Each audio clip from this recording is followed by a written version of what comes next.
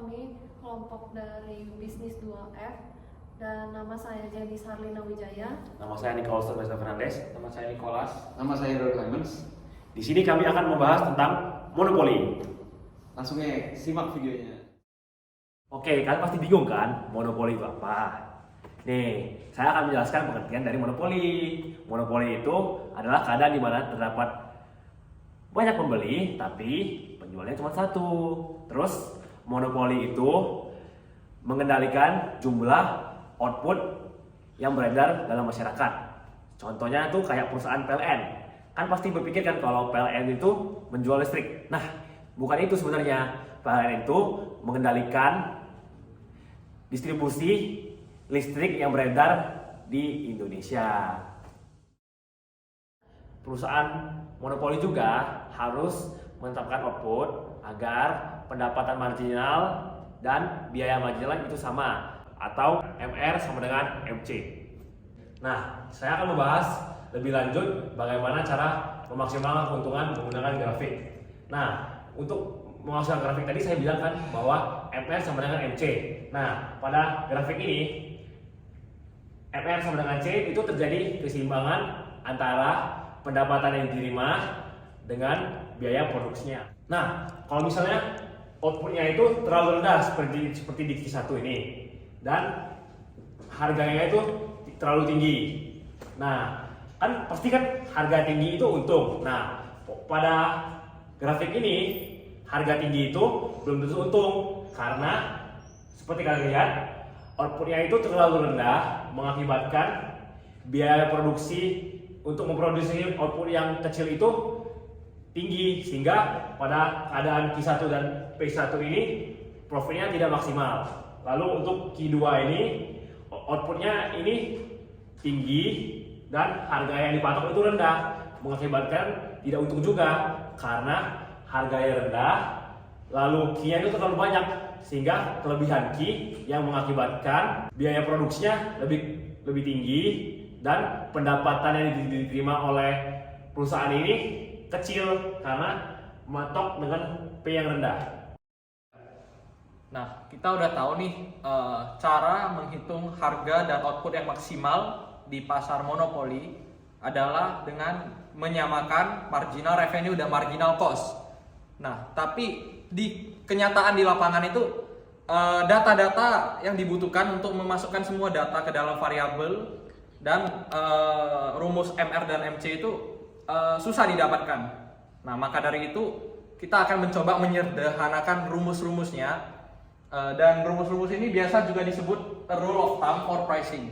Nah, kita mulai berangkat dari MR atau marginal revenue. Nah, seperti kita tahu marginal revenue itu adalah perubahan dari revenue dibagi perubahan dari quantity, atau bisa juga kita tulis karena revenue itu adalah price dikali quantity, maka kita bisa menulisnya kembali seperti ini, delta PQ per delta Q.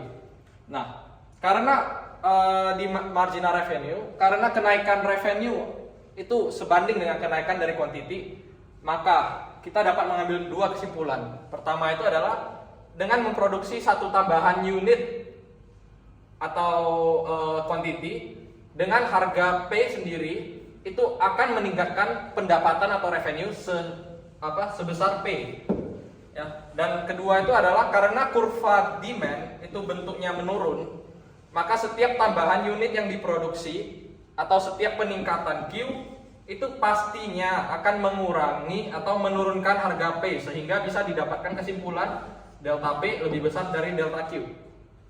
Nah, maka dari itu kita dapat menuliskan kembali rumus yang ada di sini menjadi bentuknya seperti ini. MR sama dengan P tambah Q dikali delta P per delta Q. Nah, setelah itu kita bisa menulisnya kembali lagi. Karena kita ingin ada P di depan, maka kita mengalihkannya dengan Q per P, atau ini kalau dicoret ini sebenarnya sama aja dengan di sini. Nah, tapi di sini kita bisa menemukan bentuk yang familiar seperti yang sudah kita pernah pelajari, yaitu rumus elasticity of demand. Sehingga rumus ini kita bisa tulis kembali menjadi seperti ini. MR sama dengan P tambah P kali 1 per elasticity of demand. Nah, kita ingat kembali di awal video bahwa untuk mendapatkan profit maksimal di pasar monopolis, kita harus menyamakan antara marginal revenue dan marginal cost. Sehingga rumus ini bisa kita tulis kembali seperti ini. MR kita ubah menjadi MC. Nah, ini hanya penulisan kembali dan kita bisa mendapatkan dua rumus yang bisa kita gunakan untuk mencari price yang optimal di pasar monopolistik.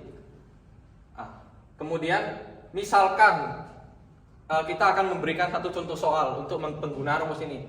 Misalkan data yang ada yaitu elasticity of demand-nya -4, marginal cost-nya 9, maka ketika kita memasukkan data-datanya kita akan mendapatkan price itu 12. Nah, seperti yang kita tahu, pasar monopolis itu price itu harus di atas dari marginal cost, yang mana ini sudah memenuhi karena marginal cost-nya 9, price-nya 12.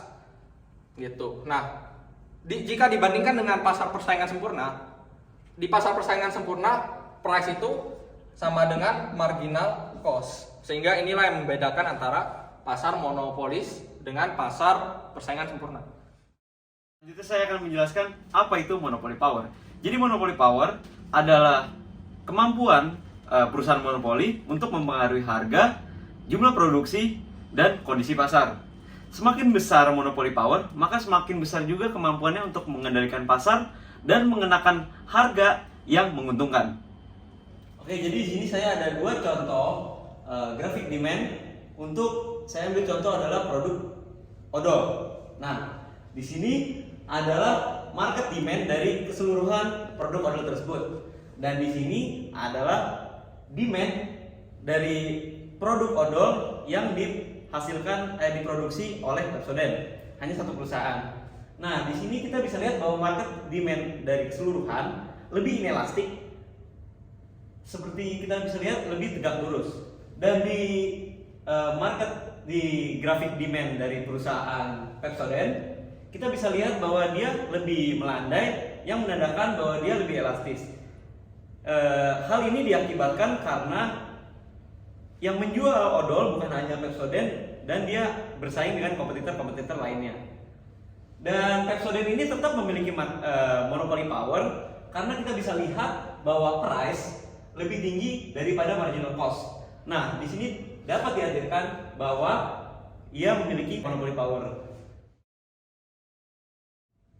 Oke, jadi selanjutnya saya akan menjelaskan bagaimana cara mengukur monopoly power. Jadi, kita bisa menggunakan learning index untuk mengukur monopoly power. Nah, sebenarnya learning index ini adalah mengukur sejauh mana harga dapat mengoptimalkan keuntungan melebihi batas marginal cost. Jadi di sini rumus dari learner index adalah L sama dengan price kurang marginal cost bagi price. Dan learner index ini berkisaran antara 0 sampai 1. Kita lihat di sini 0 sampai 1. Jadi lebih besar learner indexnya, maka semakin tinggi juga monopoly power yang dimilikinya. Dan learner index juga bisa diungkapkan dalam bentuk elasticity of demand.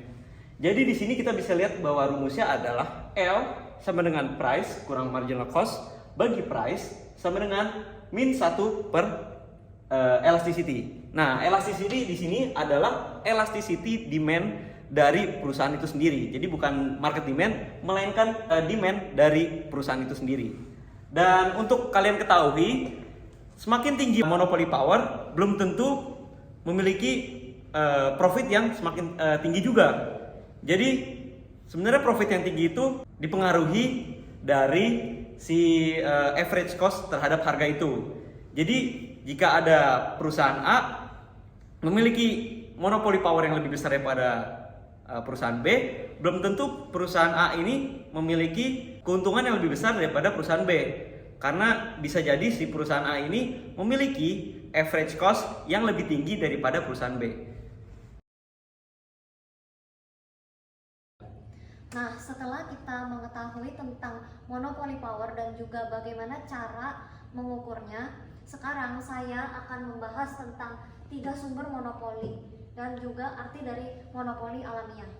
Nah, sebelum kita masuk ke pembahasan sumber monopoli, telah kita ketahui bahwa perusahaan tersebut memiliki monopoli power bila harga jual atau price-nya itu di atas marginal cost.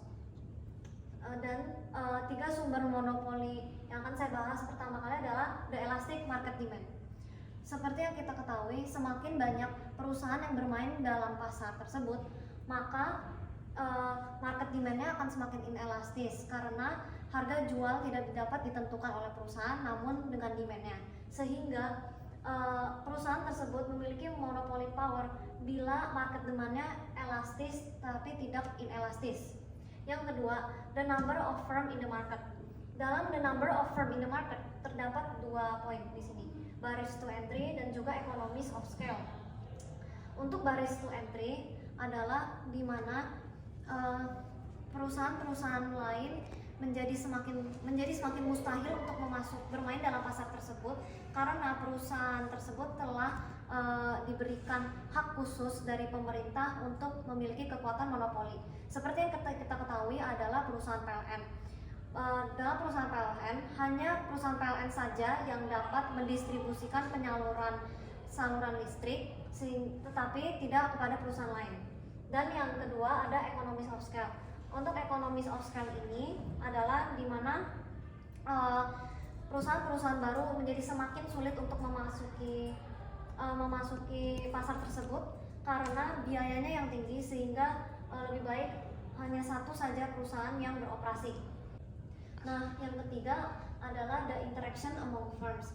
Jadi seperti yang kita ketahui, semakin banyak perusahaan yang bermain dalam pasar tersebut, maka monopoli power dari perusahaan tersebut juga akan semakin kecil. Akan tetapi pada beberapa kasus yang telah terjadi, beberapa perusahaan telah sepakat untuk membatasi output dan menaikkan harga akan pada demand yang sama. Nah, sekarang kita akan membahas tentang monopoli alamiah. Apa itu monopoli alamiah? Jadi monopoli alamiah itu adalah keadaan ketika lebih baik hanya satu perusahaan saja yang bermain dalam pasar karena cost yang terlalu tinggi bagi perusahaan lain bila masuk ke perusahaan tersebut, sehingga menjadi tidak efisien. Seperti yang kita ketahui, perusahaan monopoli di Indonesia yaitu PT PLN. Kenapa PLN bisa memonopoli saluran listrik di Indonesia? Karena bila perusahaan lain itu masuk ke pasarnya, itu akan semakin tidak efisien karena mereka harus membeli alat-alat generator listrik yang memakan biaya yang tidak sedikit, sehingga lebih baik hanya PLN saja yang bisa memberikan jasa untuk menyalurkan listrik ke seluruh Indonesia. Nah, jadi contoh kasus pada monopoli alamiah itu, misalkan ada lebih dari satu perusahaan yang beroperasi dalam pasar. Contohnya tuh PLN gitu misalnya.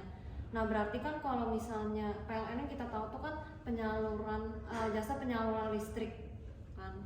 Nah, berarti kalau misalnya ada lebih dari satu perusahaan, maka setiap perusahaan tersebut harus punya sumber listriknya masing-masing, dan hal tersebut itu memakan biaya yang sangat banyak, yang tidak sedikit gitu. Nah, karena memakan biaya yang sangat banyak, makanya tuh membuat si average cost-nya itu jadi lebih tinggi, dan akhirnya jadi harga jualnya tuh dibebankan kepada customer, dan perusahaannya pun juga saling berebutan customer gitu. Nah, makanya pada kasus ini lebih baik hanya PLN saja yang bermain dalam pasar, tidak dengan perusahaan lain. Sekian dari saya. Oke, setelah kalian mendengarkan penjelasan kami tentang apa itu monopoli power, bagaimana cara memasukkan profit pada pasar monopoli, rule of thumb, apa itu monopoli power, dan juga kita belajar bagaimana mengukur monopoli power, sumber apa aja dari monopoli power, dan juga apa itu monopoli alamiah. Jadi sepertinya sekian video dari kami. Kami harap kami akan memberikan ilmu baru untuk kalian semua. Terima kasih sudah nonton. Semoga bermanfaat.